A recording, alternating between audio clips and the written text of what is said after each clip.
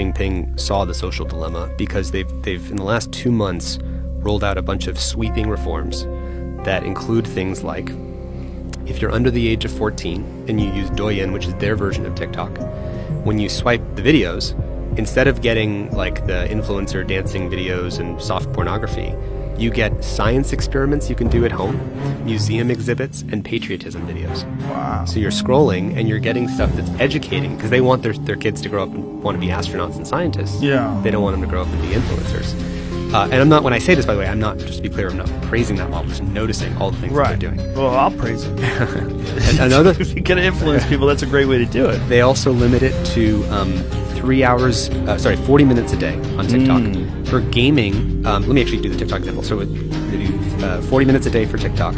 They also, when you scroll a few times, they actually do a mandatory 5-second delay saying, hey, do you want to get up and do something else? Like, because when people sit there infinitely scroll, even Tim Cook recently said mindless scrolling, which was actually invented by my co-founder of the Center for Humane Technology, Hazer Raskin. He was in the social dilemma. He's the one who invented that infinite scroll thing. China said, hey, we don't want people mindlessly scrolling, so after you scroll a few videos, it does a mandatory 5-second like interlude.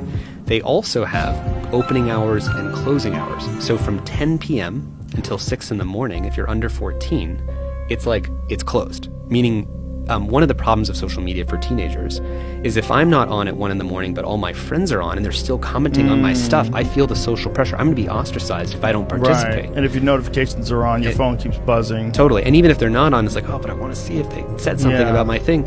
And so it's a we call a multipolar trap. If I don't participate, but the other guys are, I'm going to lose out. And Facebook and these companies, they know that, by the way. Even Netflix said their biggest competitor is sleep.